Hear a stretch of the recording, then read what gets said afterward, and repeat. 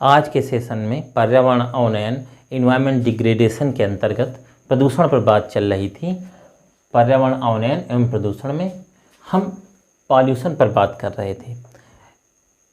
ये बात पहले ही बता चुके हैं कि जो प्रदूषण होता है वो प्रदूषक के द्वारा फैलता है। प्रदूषक के प्रकार भी आप पिछले वीडियो में देख चुके और आपने ये भी जान लिया कि वायु प्रदूषण क्या होता। आज उसके आगे बढ़ेंगे। देखिए, इससे कोई घबराना नहीं है, बिल्कुल चिंता की कोई बात नहीं है कि कुछ थोड़ा बात विश्लेषण सहित होते होते कुछ थोड़ा वीडियो लंबा बन जाता है, या हो सकता है बात आपको लगे कि प्रदूषण को एक से अधिक वीडियो में बना रहे हैं। ये कैसा प्रदूषण है दोस्तों, बता देना चाहेंगे। पॉल्यूशन से भारी मात्रा में क्वेश्चन आते हैं और ये जो अंदर की जो पढ़ाएंगे सब पार्ट, इससे क्वेश्चन जरूर बनते हैं, क्योंकि प्रदूषण से डायरेक्ट कोई क्वेश्चन नहीं आता। उसके जो सब पार्ट हैं कि वायु प्रदूषण है, जल प्रदूषण है, मृदा प्रदूषण है, ध्वनि प्रदूषण है, क्वेश्चन इसी से बनते हैं। तो चलिए हम हेडिंग डालते हैं। प्रदूषण के अंतर्गत आज जो हम पढ़ेंगे वो है हमारा जल प्रदूषण। जल प्रदूषण जिसको क्या बोलते हैं, वाटर पॉल्यूशन।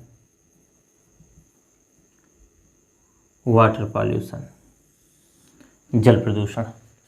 जैसा आप सभी को विदित है भली भांति कि पृथ्वी पर जल पाया जाता है। पृथ्वी पर जल पाया जाता है। कितने प्रतिशत पर जल है, कितने प्रतिशत पर स्थल है? तो अगर हम बात करें तो बात आती है कि 29% भाग पर स्थल है। 29% भाग पर स्थल है। तो शेष बचा कितना प्रतिशत भाग? तो आंसर होता है उसका 71% पोर्शन है। 71% भाग है जिस पर क्या पाया जाएगा? जल है, वाटर है। पृथ्वी के कुल पृथ्वी पर 71% भूभाग पर जल है और 29% भाग पर स्थल है। पहली बात। दूसरा बात ये आती है कि जो 71% जल है इसको हम 100% जल मान लें कि ये 100% जल है।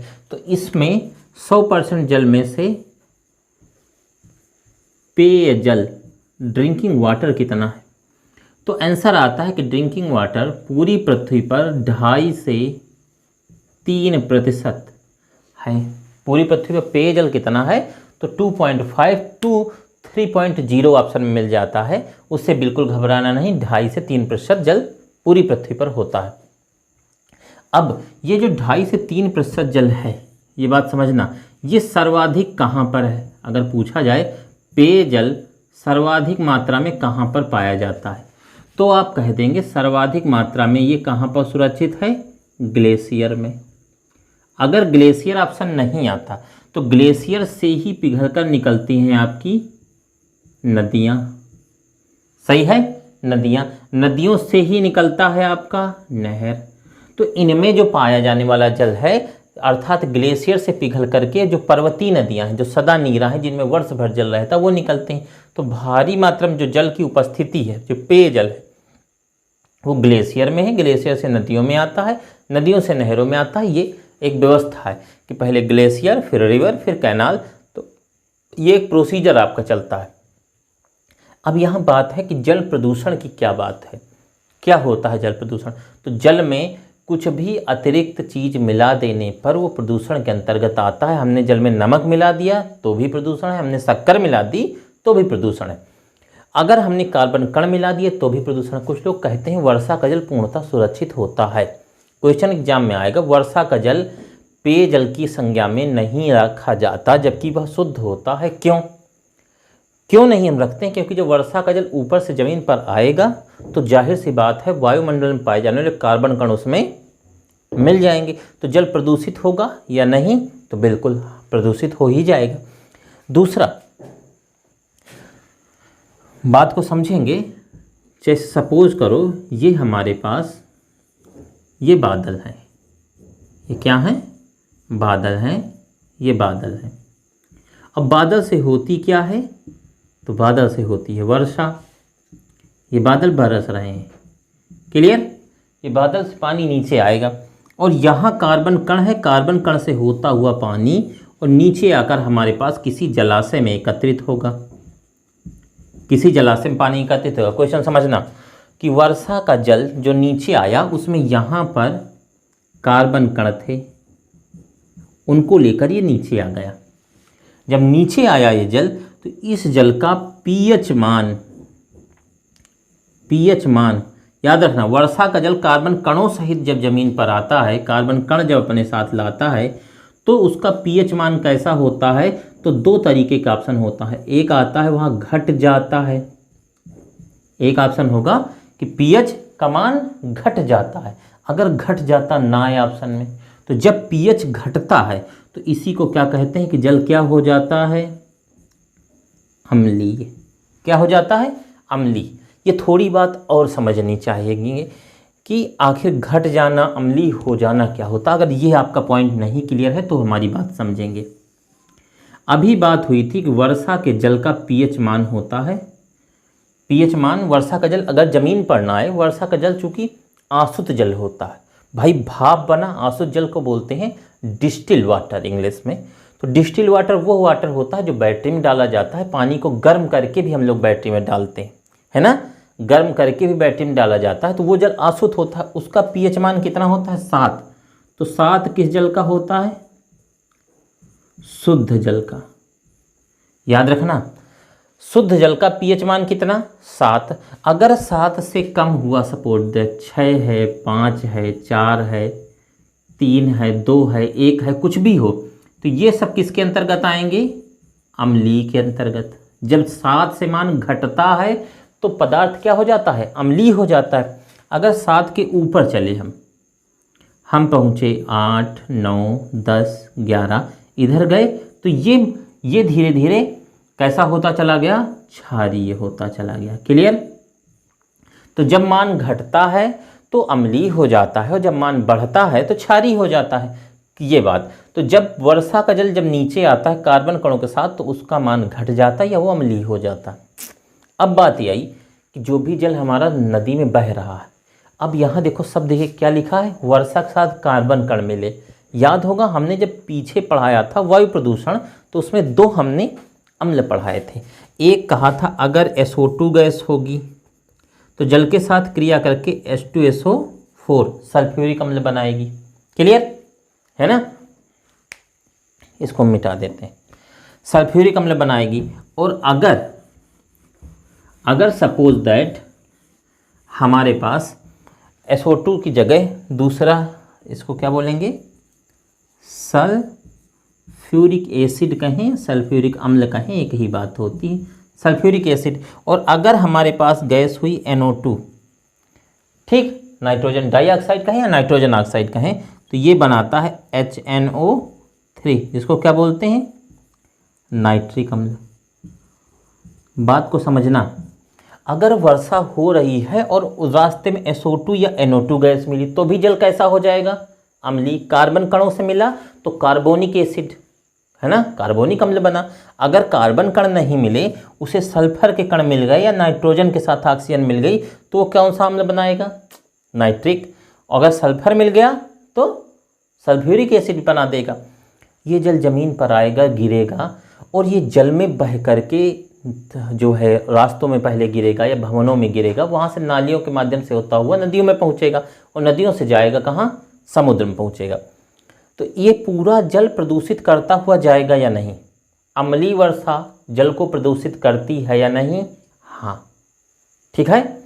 अब इसके बाद हमने घर से अपने जलमल निकाला, वो भी प्रदूषित करता है। अब हमने अपने घर में साबुन लगाया, निरमा का प्रयोग किया, वो भी प्रदूषित करता है। गंगा कभी नहाने जाओ तो आप देखोगे वहाँ पर मना किया जाता है पवित्र स्थानों पर नदियों में नहाते समय कि आप साबुन का इस्तेमाल नहीं करेंगे। क्यों ऐसा कहा जाता है, क्योंकि उससे सूक्ष्म जीव मर जाते हैं गंगा के या किसी भी नदी के जल के, यमुना हो, गोदावरी हो, तो उसमें यही एक कारण है कि साबुन लगाने से सूक्ष्म जीव मर जाते हैं। और जब सूक्ष्म जीव मरेंगे तो वो अन्य कणों को खा लेते हैं, जिससे कि जो भी प्रदूषण होता है उसकी मात्रा को कम करते हैं। आपने पढ़ा है अपघटनीय और अनपघटनीय। जो भी सूक्ष्म जीव खाने वाली चीज़ है, यदि उसने खा लिया तो जल अपने आप शुद्ध हो गया। एक प्राणी जल में पाया जाता है, जल को शुद्ध ही करता है। उसका नाम क्या है, उसका नाम है मछली। क्या नाम है, मछली। मछली जल में डाली जाती है कि सूक्ष्म जीवों को खा ले, वहाँ पर उपस्थित अन्य कीड़ों को खा ले, तथा उसमें जो भी अपशिष्ट सड़ के नीचे गया है, पत्ता वगैरह, उसको भी खा लेगी। कौन? मछली। खैर ये तो बात आपकी चल रही थी। अब देखो ये बात आपने समझी कि अम्लीय वर्षा से जल प्रभावित होता है, औद्योगिक क्षेत्रों से जो बह करके नाले जाते हैं और नदी में गिरते हैं उससे प्रभावित होता है। और इसी सब को लेकर सन 1985 ईस्वी में, कब? 1985 ईस्वी में, हम पहले बता भी चुके हैं, 1985 ईस्वी में गंगा सफाई को लेकर Ganga action plan, gap first, Ganga कार्य योजना जिसको कहते हैं, राजीव गांधी के शासनकाल में संचालित की गई। इस पर प्रकाश डाला भी जा चुका है पहले। ये राजीव गांधी के समय से चल रहा हो, ये नदी सफाई को लेकर ही चल रहा है। 93 में इसका सेकंड फेज आया गैप का, 1993 में दूसरा फेज शुरू हुआ। अब बात आती है कि अच्छा नदी में प्रदूषण है या हमारे घर के पानी में प्रदूषण है, ये हम कैसे जानेंगे, कैसे जान पाते हैं? तो पहले आप बात समझेंगे हमारी, जल में जो जांच होती है, जल की जो जांच होती है वो कितने प्रकार की होती है? तो 3 प्रकार की जल की जांच होती है, इसे आप लिख लें, नोट कर लें। पहली जांच होती है BOD, दूसरी जांच होती है COD और तीसरी जांच होती है DO। क्या होती है? DO। देखिए इस बात को बहुत स्मूथली समझेंगे। पहली जांच BOD, दूसरी COD, तीसरी DO। 3 प्रकार की जांच हुई। BOD बहुत इम्पॉर्टेंट है, COD उससे थोड़ा कम इम्पॉर्टेंट है और OD। BOD सबसे ज़्यादा एग्जाम में पूछा गया है इन तीनों में से। अब देखिए BOD का फुल फॉर्म है बायो ऑक्सीजन डिमांड। हिंदी में बोलेंगे तो जैव ऑक्सीजन मांग। और COD बोलेंगे, इसको बोलेंगे केमिकल ऑक्सीजन डिमांड, अर्थात रासायनिक ऑक्सीजन मांग। क्लियर? और DO को बोलेंगे डिजॉल्व ऑक्सीजन। क्या बोलेंगे? डिजॉल्व्ड ऑक्सीजन, अर्थात हिंदी में बोलेंगे तो घुलित ऑक्सीजन। पहले तो ये तीनों बात समझ ली। पहला है जैविक ऑक्सीजन, दूसरा है रासायनिक ऑक्सीजन और तीसरा घुलित ऑक्सीजन। पहले घुलित ऑक्सीजन आप समझ लेते हैं, ये भी दोनों समझेंगे या एक तरफ से ही समझ लो। पहला है हमारे पास कौन सा? जैव ऑक्सीजन मांग। जब पहले भी बताया, पुनः फिर बताते हैं, इन द प्लेस ऑफ जैव, और इंग्लिश में बोलते हैं बायो। जहाँ भी बायो या जैव शब्द आता है वो 2 लोगों से संबंधित होता है, एक जंतु से और दूसरा पादप से। एक जंतु से, दूसरा पादप से। अर्थात अगर हमारे पानी में बहते हुए काई जा रही, काई जानते हैं ना, हरे हरे रंग की होती, जो हरे लाल भूरे रंग की, जो पानी के ऊपर बह रही होती, या कोई भी अवसाद जा रहा हो बहता हुआ, तो किसके क्या है? जैव है। कोई कीड़ा है, वो भी किसके अंतर्गत आएगा? जैव। हमने कहा ना जंतु भी और पादप भी, बोटेनिकल थिंग्स भी और आपके जूलॉजिकल थिंग्स भी, both are involve into bio. अब देखो जब ये दोनों जैव ऑक्सीजन मांग के अंतर्गत आते हैं, अर्थात ऐसी कंडीशन कहाँ पर होती जहाँ दोनों बह रहे हों, कीड़े भी बह रहे हों और पत्ते भी बह रहे हों, इसको कहा जाता है अवसाद। क्या कहते हैं? अवसाद। नदियाँ अपने साथ बहाकर अवसाद को लाती हैं, तो इसकी जांच BOD की प्रायः कहाँ की जाती है? नदियों में। कहाँ की जाती है? नदियों में। प्रश्न आता है नदीय जल की जांच किस प्रकार की होती है? तो BOD प्रकार की। दूसरा है रासायनिक ऑक्सीजन मांग, केमिकल ऑक्सीजन डिमांड। तो केमिकल जल में है या नहीं है, इसकी जांच केमिकल रासायनिक ऑक्सीजन मांग की होती है। तो नदी जल की जांच तो होती है COD, लेकिन मुख्यतः कहाँ के जल की जांच में COD ही होता है, रसायन को ही ढूंढा जाता है। तो रसायन सबसे ज़्यादा कहाँ निकलता है? औद्योगिक क्षेत्र के जलों में। मैं ये नहीं मना कर रहा हूँ कि COD जांच घरेलू जल में नहीं होगी या BOD जांच घरेलू जल में नहीं, तो ये सब जगह होगी, लेकिन प्रायः नदी जल में कौन सी जांच की जाती है? BOD। कितना इसमें पत्ता और कीड़े हैं, बस, है ना। केमिकल की कितना ज़्यादा रसायन इस जल में है। अब देखो क्या है, क्या लिखा? घुलित ऑक्सीजन। आपको मालूम है कि जल का सूत्र, जल का फार्मूला होता है H2O। क्या होता है? H2O। भारी जल का क्या होता है? Deuterium oxide, D2O। ये भारी जल है, ये भारी जल है, D2O। और सामान्य जल का क्या होता है? H2O। सामान्य जल अगर देखें तो हाइड्रोजन गैस के 2 अणु और नवजात ऑक्सीजन मिलकर जल की संरचना करते हैं। जल कैसा है? ऑलरेडी नवजात है। जो नवजात शिशु होता है बहुत जल्दी मर जाता है, या उसको जरा सी भी समस्या हो तो उसकी तबीयत खराब हो जाती है, ऐसा होता है। सेम यही कंडीशन ऑक्सीजन की भी होती है कि नवजात है। कैसा है? नवजात है, अर्थात जरा सा भी जल में आपने कुछ भी डाल दिया तो उसका ऑक्सीजन लेवल तुरंत क्या हो गया? कम हो गया।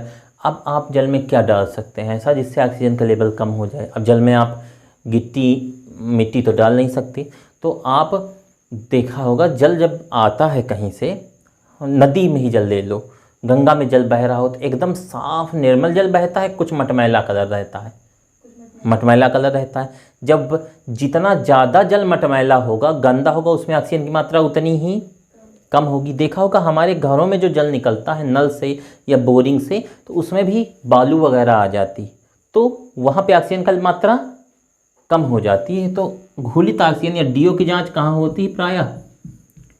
तो घरेलू जल में। घर वाले जल की जांच कौन सी कर ली जाती? OD। प्रायः मैं शब्द बार बार बोल रहा हूँ, सॉरी, DO वाली जांच कहाँ होती? घरेलू जल में। DO जांच आप नदी में भी कर सकते हैं, DO आप औद्योगिक क्षेत्र में भी कर सकते हैं, ये नहीं मैं कह रहा हूँ, मेरी बात को समझना। प्रायः यहाँ की जाती, बाकी ये तीनों जांचें BOD, COD और DO दोनों नदी में होती हैं, मतलब तीनों होती नदी में। ये तीनों औद्योगिक क्षेत्र के जल में होती हैं, ये तीनों घरेलू जल में भी होती हैं। क्लियर? अच्छा, अब एक सबसे बड़ा जो मसला है इस समय, जो जल प्रदूषण का मेन है कि आखिर जल हमारा नदी वाला इतना ज़्यादा प्रदूषित हो रहा है, क्यों हो रहा है? हमने नाले गिराने बंद कर दिए, नाले अब नहीं गिरते हैं, उनको पहले प्यूरीफाई करती कंपनी, उसके बाद गिराती। हमने जलमल को भी डायरेक्ट डालना बंद कर दिया, सीवर लाइनें बना दी, सब कुछ कर दिया, फिर भी जल प्रदूषित होता है। उसका रीज़न क्या है? तो रीज़न समझ में ये आया कि जो खेत भारत में भारी मात्रा में खेत हैं, खेतों में हो क्या रहा, हम रसायन और कीटनाशक इतना ज़्यादा प्रयोग करते हैं कि वहाँ से पानी बरसात का होते हुए तालाबों में, तालाबों से नदी में, पोखर में पहले, फिर तालाब में, फिर नदी में, होता हुआ समुद्र तक जा रहा है। ये भी भारी मात्रा में जल को प्रदूषित करता है। दूसरा, ठीक, तो ये नोट कर लिया है, आगे हेडिंग डालो, जल प्रदूषित होने के कारण। जल प्रदूषित होने के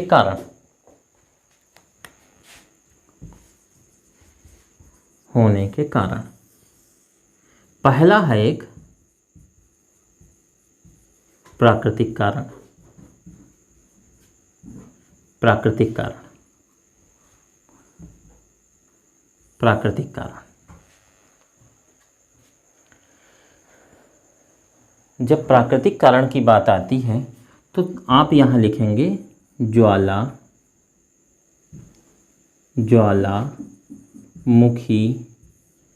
क्या लिखेंगे? ज्वालामुखी। अगर समुद्री भाग में या नदी क्षेत्र में कहीं पर भी ज्वालामुखी उद्गार होता है तो भी जल प्रदूषण होता है। दूसरा, वर्षा। जब पानी अधिक बरसता है तो देखा होगा चारों तरफ से बह करके, जैसा हमने कहा खेतों से या वगैरह वगैरह से बह करके पानी आता है, उसमें भी बहुत ज़्यादा मात्रा में रसायन नदियों में, भाई नदी सिर्फ ग्लेशियर पिघल कर नदी में आ रहा है, ठीक, तो कोई दिक्कत नहीं थी अभी तक नदी में। लेकिन जब चारों तरफ से पानी बह के आए, उसमें अम्लीयता बढ़ गई तो पेयजल की गुणवत्ता में कमी आ जानी है। आपने देखा होगा नदियों में पानी। अच्छा, एक काम और है, नदी में जब वर्षा होती है तो नदी में जो भी अवसाद होते हैं उनकी सफाई हो जाती भारी मात्रा में। तो ज्वालामुखी हो गए, वर्षा हो गई। अब ठीक, हाँ, आदि कुछ कारण हैं जो प्राकृतिक कारण है। अब दूसरा कारण कौन सा है? मानवीय कारण, अर्थात मनुष्य ने क्या किया कि सारे कारण तो मनुष्य के ही हैं। पहला मनुष्य का कारण ये है जलमल प्रवाह।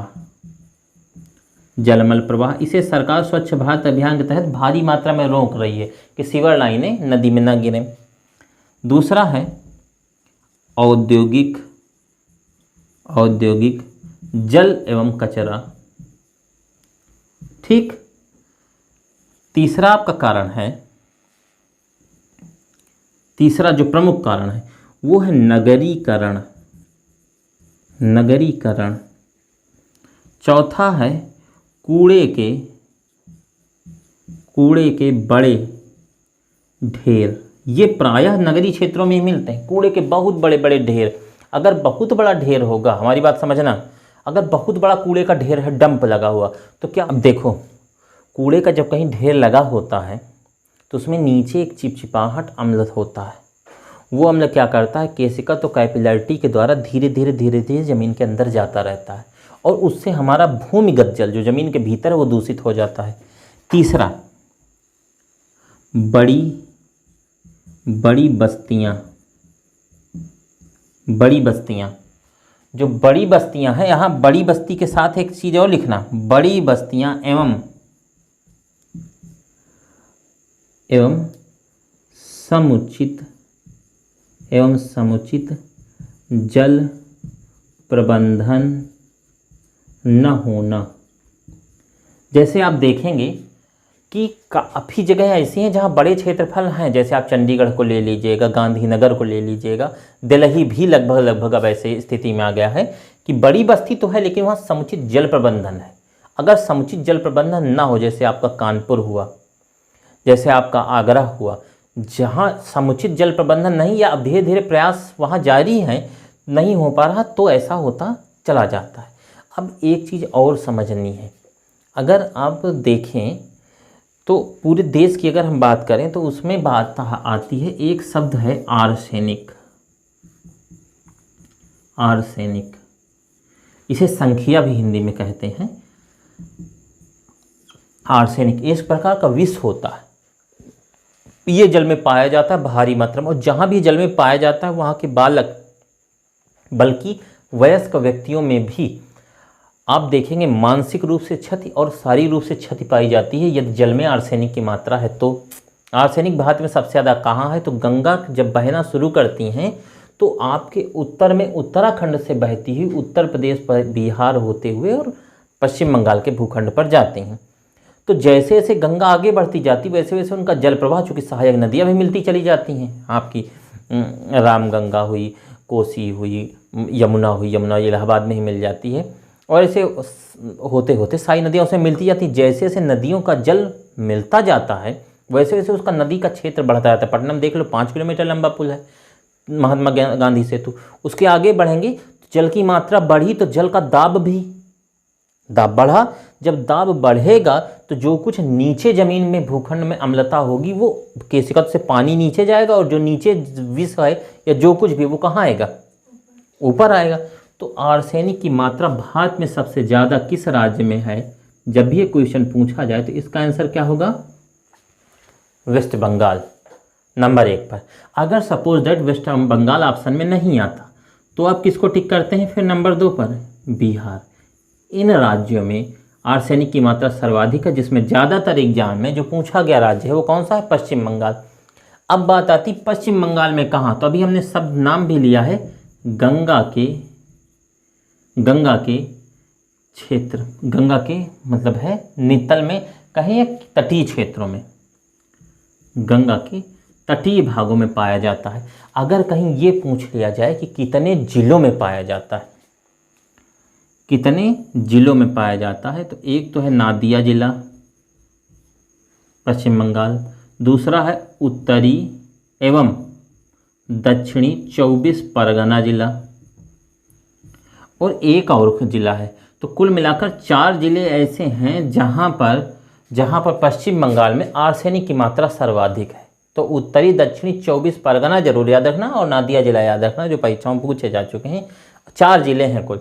पश्चिम बंगाल के कितने जनपद हैं जिनमें आर्सेनिक की मात्रा सर्वाधिक है, तो उनकी संख्या है 4। अगर आप उत्तर प्रदेश से बिलोंग करते हैं या उत्तर प्रदेश का टेट देते हैं या सीटेट भी देते हैं, तो उत्तर प्रदेश में भी एक प्रश्न बड़ा प्रासंगिक हो जाता है। यहाँ भी प्राकृतिक रूप से एक शहर है आगरा, और एक शहर है उन्नाव, आगरा और उन्नाव। जापान की एक टीम आई, उसने इन दोनों नगरों को, चूंकि आगरा एक औद्योगिक शहर है और वहाँ पर लेदर का काम बहुत ज़्यादा होता है, टेनरियाँ हैं कहाँ पर, आगरा में। और दूसरा शहर कानपुर है जहाँ भी भारी मात्रा में टेनरियाँ हैं। कानपुर से जस्ट जुड़ा हुआ औद्योगिक क्षेत्र तो नहीं कहेंगे, लेकिन चमड़े का बड़ा उद्योग होता है उन्नाव में। यहाँ टेनरी एरियाज होने के कारण काफ़ी भूखंड पर इन दोनों जगहों पर एक प्राकृतिक रूप से प्रदूषण पाया जाता है जिसको कहते हैं क्लोराइड एवं फ्लोराइड। इसकी बड़ी अच्छी पहचान है। अगर हल्का पीला कलर जहाँ पानी गिर रहा वहाँ प्रदर्शित होता है तो इसका मतलब उसमें क्लोराइड की मात्रा है। और हल्का लाल या कुछ भूरापन लिए हुए तथा या हल्का काला कलर का जल हो जाए या जहाँ पर गिर रहा हो वहाँ हो जाए तो इसका मतलब उसमें फ्लोराइड भारी मात्रा में आ रही है। क्लोराइड और फ्लोराइड ये दोनों बालकों के लिए उनकी अस्थियों को अर्थात हड्डियों को कमज़ोर करने के साथ साथ दूसरा काम यही है, मानसिक रूप से भी बालकों को कमज़ोर करते हैं। कौन? क्लोराइड और फ्लोराइड। ये यूपी टेट, सी टेट तथा यूपी पीसीएस, बिहार पीसीएस जैसी परीक्षाओं का क्वेश्चन है। इसमें आगरा ज़्यादा परीक्षा के लिए महत्वपूर्ण हो जाएगा। ये अब आपने बीओडी सीओडी समझ लिया, प्राकृतिक रूप के कारण समझ लिए, आर्सेनिक और ये समझ लिया। अब बात आती है कि प्रदूषण जो होता है जल का, उसके जांच के लिए कौन से मात्रक का प्रयोग किया जाता है। ये जो मात्रक होता है जल प्रदूषण का, ये क्या है? देखो, जांच से पता चला कि केमिकल ऑक्सीजन डिमांड कितनी है, बायोलॉजिकल ऑक्सीजन डिमांड कितनी है, या डिजॉल्व्ड ऑक्सीजन कितनी है हमारे वाटर में या ड्रिंकिंग वाटर में। उसकी पीएच वैल्यू भी आपने समझ ली। शुद्ध जल जो होगा, पेयजल का पीएच मान, एक शब्द, हाँ ये भी प्रश्न आता है, पेयजल का पीएच कितना होता है, जल का पीएच मान कितना होता है? तो आप कहेंगे 6.0 अर्थात 6 से लेकर के 7.5 तक होता है। अब याद रखने वाली बात यह है भाई, पेयजल होगा, हम शुद्ध जल नहीं पिएंगे, क्योंकि अभी हमने कहा था कि जो शुद्ध जल होता है, जो बरसात में गिरता है, जो उबाला जाता है, वो अशुद्ध जल होता है। और अशुद्ध जल या तो रोगी को दिया जाता है और या तो फिर बैटरी में डाला जाता है। अशुद्ध जल वैसे किसी को दिया नहीं जाता, उबाल के भी हम लोग पीते हैं। इतना नहीं उबाल देते कि उसके अंदर के सारे मिनरल्स ख़त्म हो जाएं। अगर सारे मिनरल्स ख़त्म हो जाएंगे तो फिर पानी किसी मतलब का नहीं रहेगा। कभी आपने बहुत गर्म किया होगा पानी, तो उसमें देखा होगा नीचे सफ़ेद सफ़ेद सा रह जाता है, तो वो पानी पीने के लायक नहीं बचता। आपने सुना भी होगा, जो आरओ हमारे घरों में लगते हैं उनमें एक शब्द होता है कि मिनरल किट डाली गई या मिनरल डाले गए। तो पेयजल कितना होता है? तो 6 से लेकर 7.5 या 7.5 तक इसका पीएच होता है।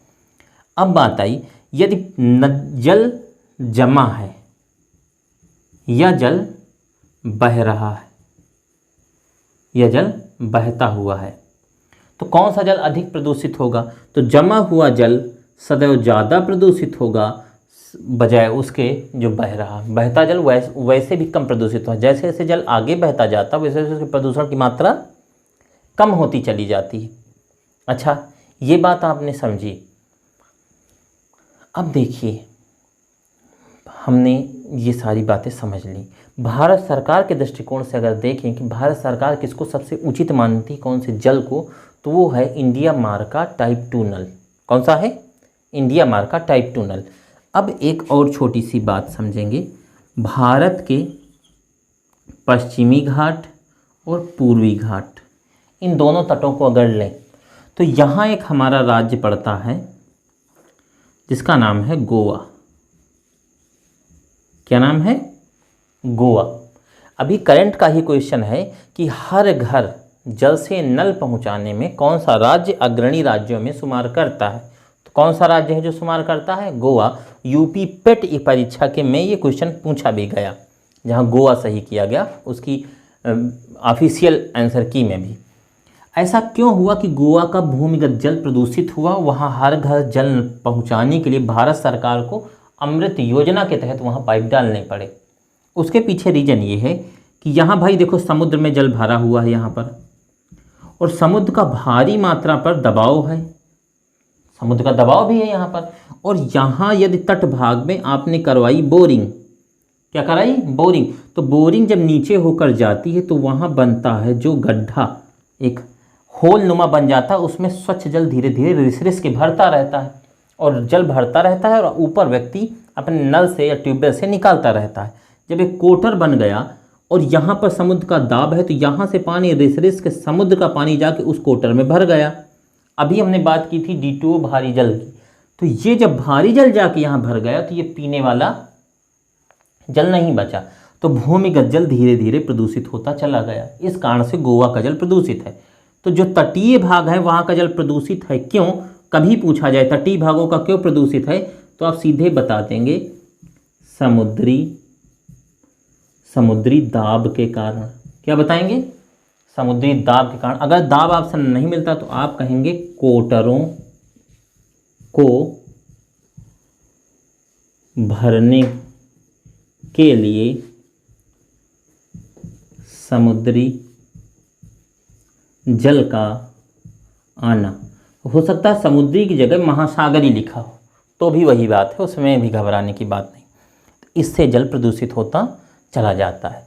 अब एक और छोटी सी बात आती है कि आखिर हम जल प्रदूषण पढ़ रहे हैं, ये जल सिर्फ नुकसान मनुष्य को पहुंचाता है या अन्य प्राणियों को पहुंचाता है, तो ये सबको नुकसान पहुंचाता है, केवल मनुष्य को ही नहीं पहुंचाता। अब एक और छोटी सी बात, हमारे घरों से जो जल निकल रहा है या जो कंपनियों से जल निकल रहा है, जल के का मात्रक क्या होना चाहिए। जल प्रदूषण का मात्रक क्या होता है, जरूर याद रखना, इसका मात्रक होता है ppm। क्या होता है, ppm, जिसको कहते हैं पार्ट पर मिलियन। पार्ट पर मिलियन मात्रक होता है, जिसमें घरेलू जल,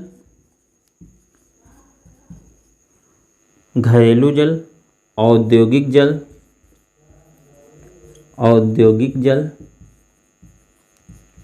और पेयजल,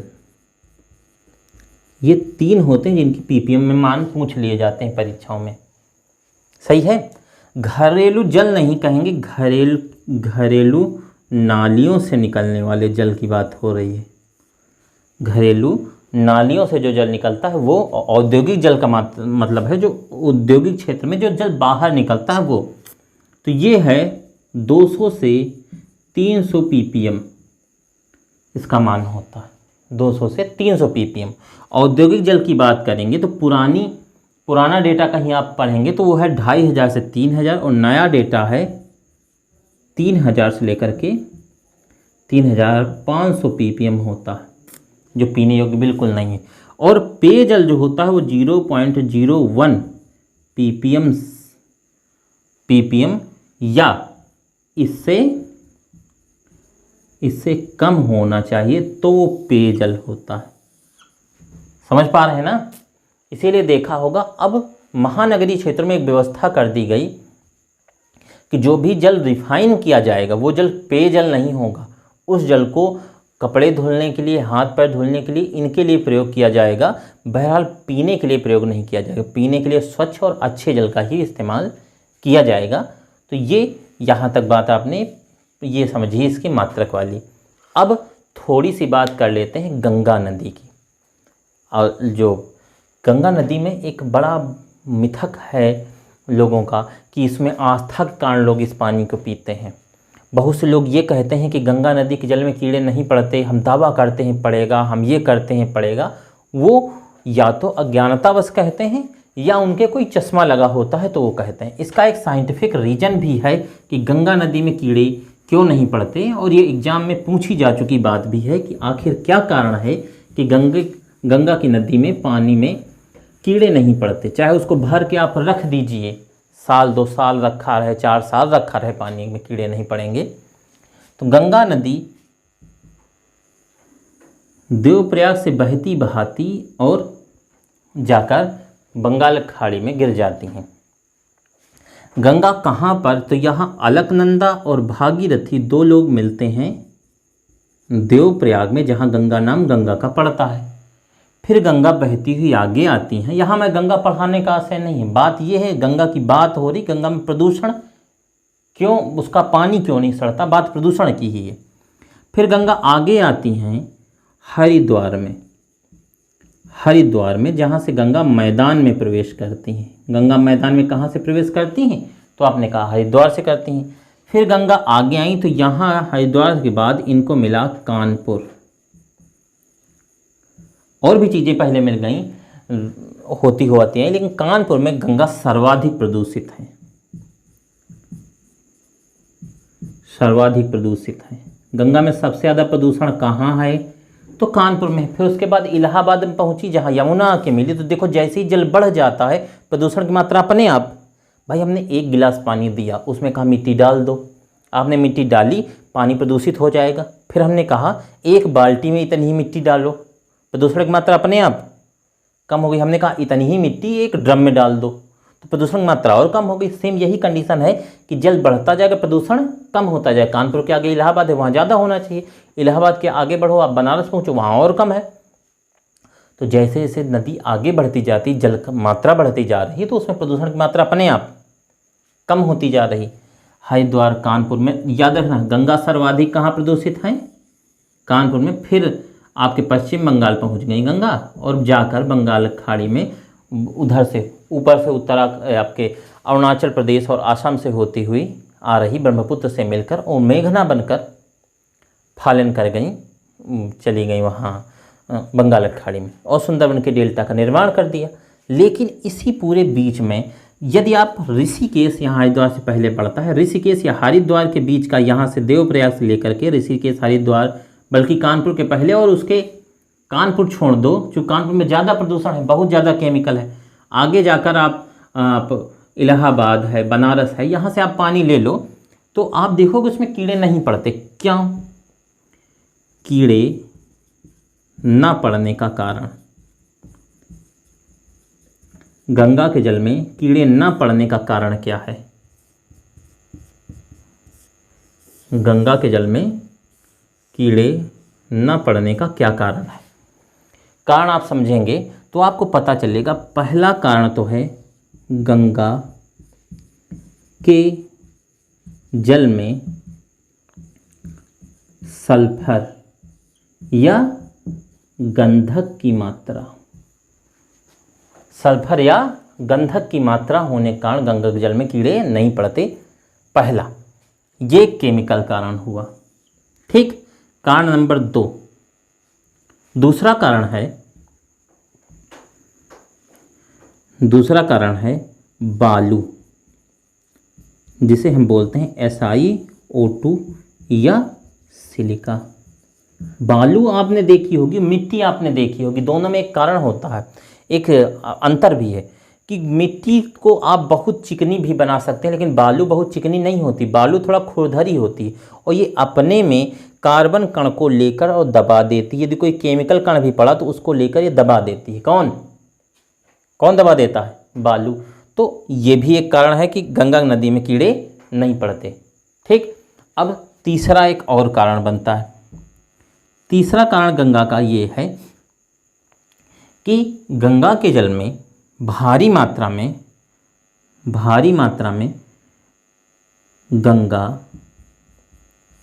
गंगा डॉल्फिन सहित अन्य मछलियाँ।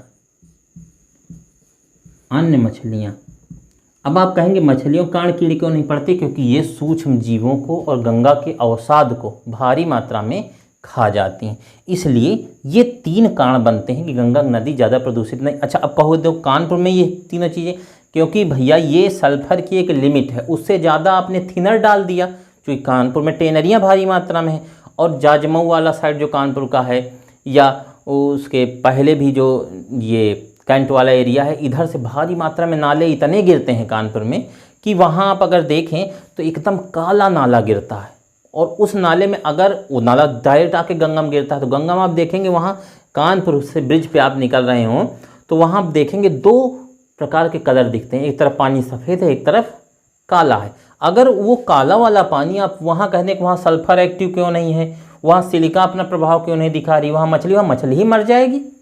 और सल्फर क्या करे? सल्फर थिनर से ज़्यादा, थोड़े थिनर समझ रहे हैं ना, थिनर जिससे चमड़ा की धुलाई की जाती है, नेल पॉलिश भी थिनर बहुत डाइल्यूट होता है जिससे नेल पॉलिश साफ़ की जाती। तो ये कारण है कि गंगा की नदी में कीड़े नहीं पड़ते। तो ये रही आज का हमारा जल प्रदूषण।